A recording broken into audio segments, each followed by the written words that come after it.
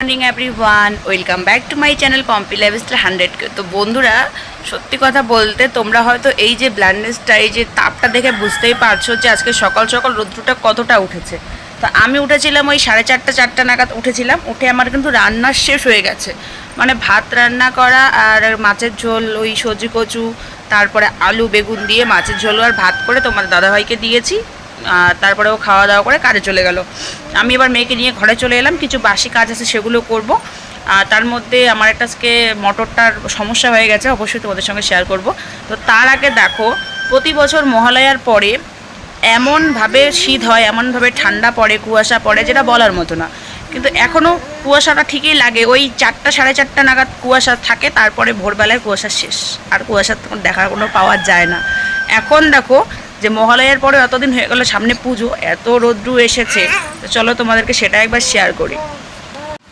দেখো কাণ্ড, আগে আমরা মনে করো 7টা 7:30 8টা পর্যন্ত শুয়ে থাকতাম, কিন্তু এখন এই যে সূর্যি মামার কারণে এখন আর 6টা হলে বিছানায় শুয়ে থাকা খুব খুব খুব দায়। আমার মেয়ে তো সারাদিন বিছানায় ঘুমায় না, একেবারে রাত্রে বা সন্ধ্যাবেলা ওর পুরো ঘুম হয়ে যায়। বাবা কই যাচ্ছ তুমি? তো চলো কাজগুলো একে একে করবো, তোমাদের সঙ্গে শেয়ার করব। আর আমার মেয়ের কালকে একটা পার্সেল এসেছে, তোমাদের সঙ্গে একবার শেয়ার করে দেই। ওর নিজেই এটাতে জল খাবে, দেখো পাপাই নাও। ওর আগে একটা ছিল তোমরা জানতে, ওটা তো ভেঙে গেছে, অনেক দিন হয়ে গেছে। আর একটা ছিল যেটা হচ্ছে আমি রেখে এসেছি বাড়িতে, মানে আমাদের বাড়িতে। তো এর জন্য ওর জল খেতে, দুধ খেতে খুব সমস্যা হচ্ছে কদিন ধরে।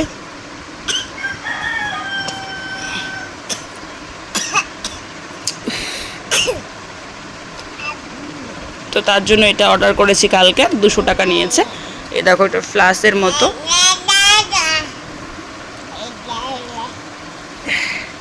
তারপরে আরও একটা জিনিস অর্ডার করা হয়েছে।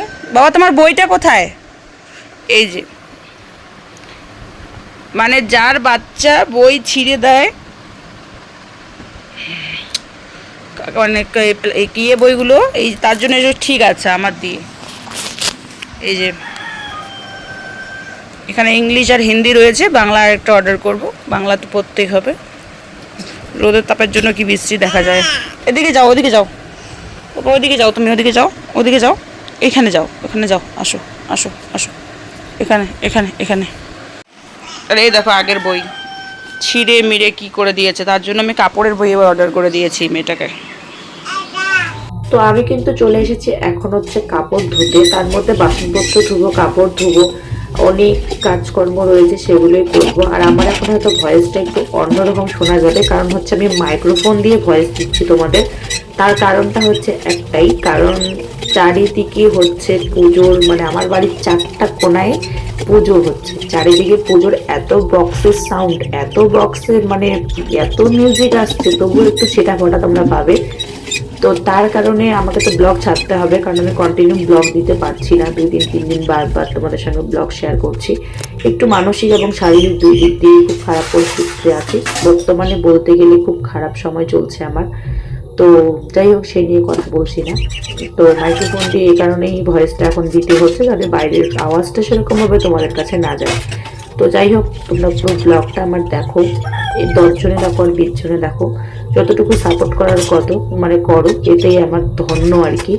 তো মেন কথা হচ্ছে দিন দিন না, মানে পুজো পার্বণ, এই দুর্গা পুজো, কালী পুজো, লক্ষ্মী পুজো, যাই বলো না কেন, দিন দিন জীবন থেকে সব কিছু সরে যাচ্ছে। যত দিনের দিন বয়সটা বাড়ছে, দিন যাচ্ছে, তত জীবন থেকে সব কিছু হারিয়ে যাচ্ছে। কোনো একটা দিন যে আমি এই পরিস্থিতিতে দেখবো বা এরকম সময় চলে আসবো, সেটা আমি কল্পনাও করতে পারিনি কোনোদিন। তো যাই হোক, সেই নিয়ে কথা বললে অনেক তর্ক বিতর্ক হয়ে যাবে হয়তো। তো মেনটাই হচ্ছে টাকা। টাকা থাকলে মানুষ কি না করতে পারে, কিন্তু টাকা যখন মানুষের না থাকে না, সত্যি কথা, কেউ কাউকে তখন মূল্য দিতে চায় না। আজকে রান্না হয়েছে মাছ, কালকে নদী থেকে না মাছ মেরেছে। তো মাছ, আলু, সবজি কচু দিয়ে, বেগুন একটা দিয়ে কোনো রকমভাবে ওকে সকালবেলা শুধু রান্নাটা করে দিয়েছি। আর ভাত এদিকে, এদিকে দেখো ভালো জিনিস। তো গাইস, আমার মেয়েকে নিয়ে গেছে ওর জেম্মা একটা ওই দিকে বাড়িতে, ওই বাড়িগুলোতে। তাই এখন আমি যাচ্ছি আমার মেয়েকে আনতে। যা রোদ দিয়েছে, এই রাস্তা দিয়ে আমি মাসেও বোধহয় একবারও যাতায়াত করি না এই রাস্তা দিয়ে। তবে কি করা যাবে আর, চলো নিয়ে আসি।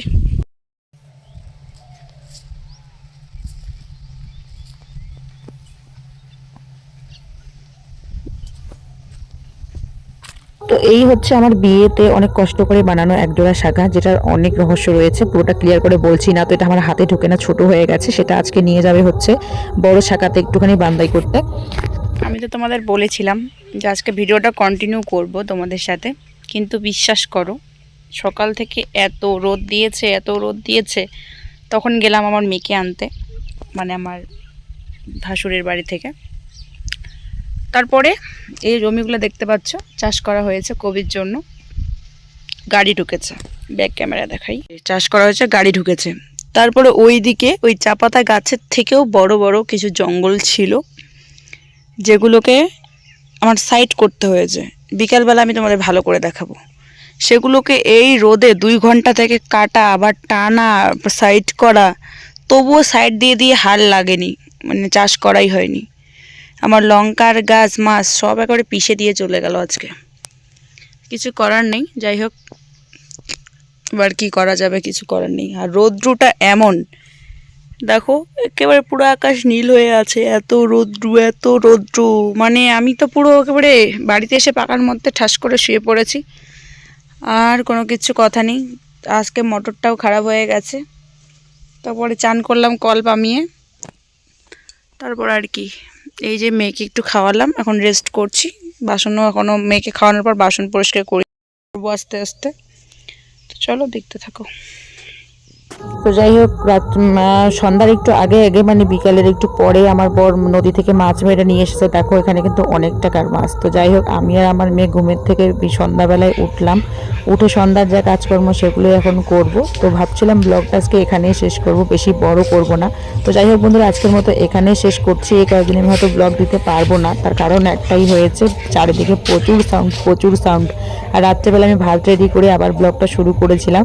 তো আজকের মতো এখানেই তোমাদের সঙ্গে সব কিছু শেয়ার করছি, আর হয়তো কোনো ব্লগ তোমাদের মধ্যে এর মতো দিতে পারবো না। তো চলো, গুড নাইট, টাটা, সবাই ভালো থেকো, সুস্থ থেকো, পুজো সবাই উপভোগ করো, আনন্দ করো। কিন্তু আমার সমস্যা সত্যি অনেকটা খারাপ পরিস্থিতির মধ্যে পড়ে আছি, তাই তোমাদের সঙ্গে কোনো কিছুই ভালো মন্দ শেয়ার করতে পারছি না। আর রাতের হচ্ছে এই ডিনারে যা যা রয়েছে সবটাই তোমরা একবার দেখে নাও।